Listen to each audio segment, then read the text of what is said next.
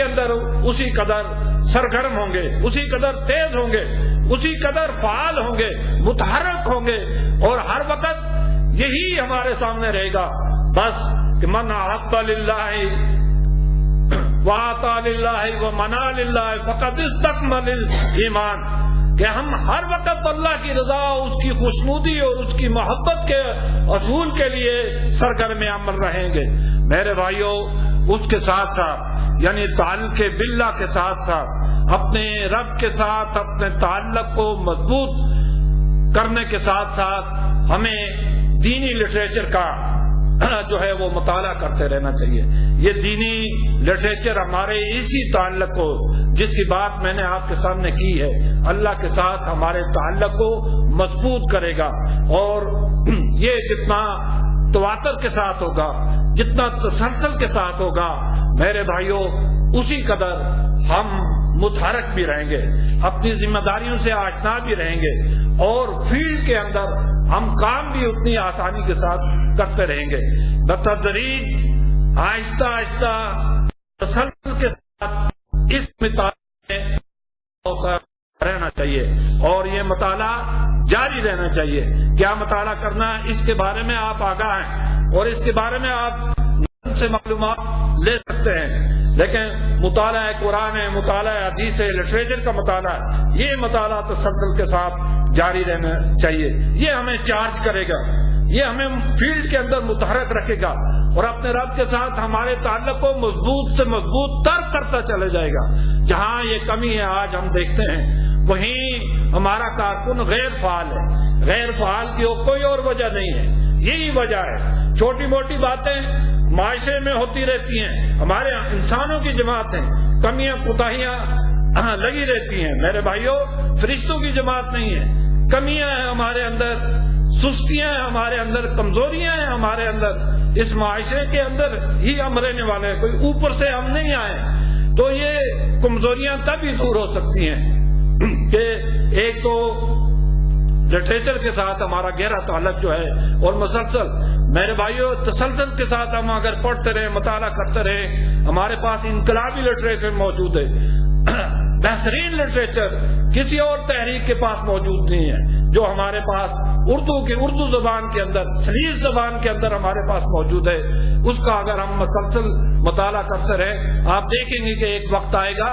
کہ آپ علماء کی صف میں کھڑے ہو جائیں گے، علماء سے آپ کی دینی سوچ اور دینی اپروچ زیادہ ہو جائے گی، آپ بہتر انداز میں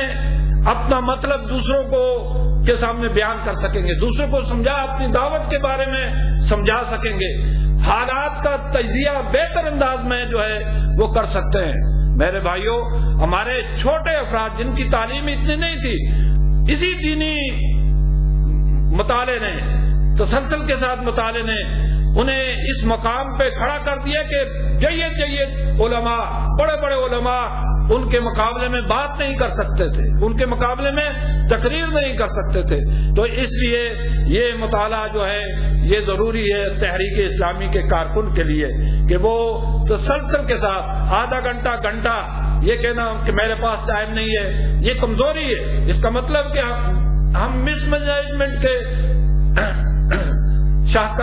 شکار ہو گئے ہیں، جس کی بنا پر ہم اس کے لیے ٹائم نہیں، یہ کہنا مناسب بات نہیں ہے کہ میرے پاس ٹائم نہیں ہے، یہ مطالعے کے لیے ٹائم نہیں ہے، یہ کمزوری ہے۔ پھر آپ کوئی اور بڑا کام کیسے کر سکتے ہیں کہ آپ گھریلو زندگی سے، اپنے کاروباری زندگی سے اس کے لیے آدھا گھنٹہ 20-30 منٹ 40 منٹ ٹائم نہیں نکال سکتے؟ آپ آسانی کے ساتھ ٹائم نکال سکتے ہیں، صرف ترجیح دیں۔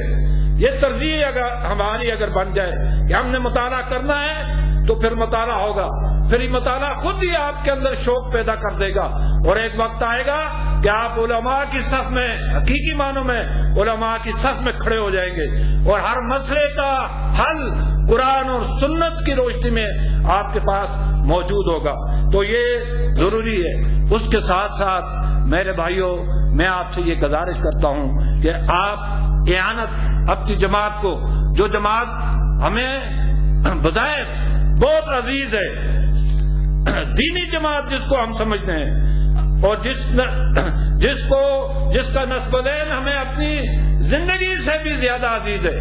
اس کے لیے اعانت جو ہے وہ آپ ادا کریں، اور باقاعدگی کے ساتھ اعانت جو ہے ہر ماہ بغیر نظم کے مطالبے کے، یہ خود آپ کی ضرورت ہے، خود آپ کا تقاضا، آپ کی تحریک کا تقاضا ہے، آپ کے دعوے کا تقاضا ہے کہ آپ اعانت دیں۔ میرے بھائیوں، آج ہمارا ایک ہی سلسلہ ہے، شمالی علاقہ جہاں ہو، آزاد کشمیر کا ہو، کوئی اور علاقہ ہو، صورتحال ہے، جو صورتحال وہاں کی ہے وہ ادھر تھوڑا بہت فرق ہوتا ہے حالات اور واقعات کا، باقی تقریباً ایک ہی ہے۔ ہمارا نظم جو ہے وہ اس پہ پریشان رہتا ہے کہ یہ وسائل کہاں سے آئیں گے اور یہ کام کیسے آگے بڑھے گا۔ ارکان اور جو کارکنان ہیں وہ اعانت دینے کے لیے تیار ہی نہیں۔ میرے بھائیوں، میں اس نقطۂ نظر سے بات نہیں کرتا کہ اس کے نتیجے میں آپ کا پروگرام، آپ کی گاڑی نہیں چل سکی، یہ ایک الگ بات ہے۔ میں یہ بات کہتا ہوں کہ جو نسب العین ہمیں اپنی جان سے عزیز ہے، اس کے لیے کیا قربانی دینا چاہتے ہیں۔ آج آپ اٹھا کر دیکھ لیں، تجزیہ کریں، 1% زیادہ ہوا تو 2%، یہی ہماری اعانت ہے، وہ بھی بڑے مشکل سے، بڑی تک و دو سے ہماری جیب سے نکلتی ہے۔ 2% اعانت دینے کے بعد کیسے ہم اس بات کا کہہ سکتے ہیں کہ 100% انقلاب آ جائے، 100% ہمارے معاشرے میں تبدیلی آ جائے؟ میرے بھائیوں، 2% اعانت دینے کے بعد یا 2% ٹائم تحریک اسلامی کو دینے کے بعد 2% ہی تبدیلی آ سکتی ہے، 4% تبدیلی نہیں آ سکتی ہے۔ جتنا ہم ٹائم قربان کریں گے، جتنا ہم مال قربان کریں گے، اسی نسبت کے ساتھ تبدیلی بھی آ سکتی ہے۔ اسی لیے 3%، 4% یہی ہے۔ ہم معاشرے کے اندر صورتحال اس کا تجزیہ کریں گے، اس لیے کہ ہم اس کو، اپنی اس تحریک کو اتنا ہی ٹائم دیتے ہیں، جتنا ٹائم دیں گے اور جتنی قربانی کریں گے، جتنا اظہار پیش کریں گے، اس کے مطابق ہی تبدیلی آئے گی۔ تو اس لیے اعانت اور یہ صرف نظام کو چلانے کی ضرورت، یہ ایک عبادت ہے اور یہ ہمارے دین کا تقاضا ہے، ہمارے اس نظریے کا، ہماری اس تحریک کا تقاضا ہے، اور یہ کمٹمنٹ ہے۔ آپ دیکھ لیں، پوچھ لیں، جو کارکن اعانت دیتا ہے باقاعدگی کے ساتھ، اس شعور کے ساتھ دیتا ہے، وہ تحریک کے اندر فعال ہے، وہ آگے بڑھ رہا ہے، تحریک کے راستے میں آگے بڑھ رہا ہے، اور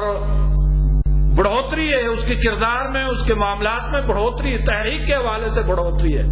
اور جو نہیں دیتا ہے، بے شک لمبی چوڑی باتیں کرتا رہے، اس کو اس تحریک کے ساتھ کوئی محبت نہیں ہے، میں سمجھتا ہوں۔ کسی ماہ مس ہو جائے وہ الگ بات ہے، لیکن جو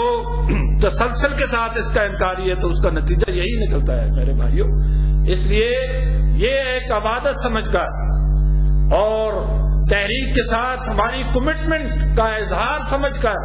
محبت سمجھ کر اللہ کی راستے میں دینے والی بات جو ہے وہ، اور اس میں اضافہ ہونا چاہیے۔ باہر بھی آپ نے، لیکن سب سے زیادہ مقدم یہ ہے کہ تحریک اسلامی کو باقاعدگی کے ساتھ خود آ کر سب سے پہلے اس کا حصہ نکالیں اور خود ناظم بیت المال کے پاس آ کر جمع کرائیں۔ یہ آپ کے کریکٹر کی ایک بہتری کی علامت ہے، تبدیلی کی علامت ہے۔ اور جس طرح قرآن نے کہا، لن تنالوا البر حتى تنفقوا مما تحبون،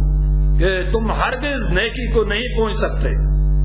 کہ جب تک اللہ کی راہ میں اپنی محبوب تر چیز کو خرچ نہ کرو، اللہ کی راہ میں صرف نہ کرو۔ میرے بھائیوں، آج مال کی متاع تو سب سے محبوب ہے، تو اس کو اللہ کی راہ میں خرچ کرنا، دینا، یہ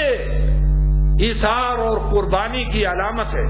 اللہ کے ساتھ محبت اور تعلق کی علامت ہے۔ اس حوالے سے ہمیں، اور اسی نقطۂ نظر سے جو ہے، اور باقی بھی آپ کی گاڑی اس کے بغیر کیسے اس دور میں چل سکتی ہے۔ اس لیے باقاعدگی کے ساتھ اعانت، اور میں کہتا ہوں پہلے اس کا حق نکالیں، پھر بچوں کا، گھریلو معاملات کا، پھر وہ اس پہ صرف کریں۔ آج جو کچھ بچ جاتا ہے اس میں سے ہم 1%، 0.5% وہ بھی بڑے نخروں کے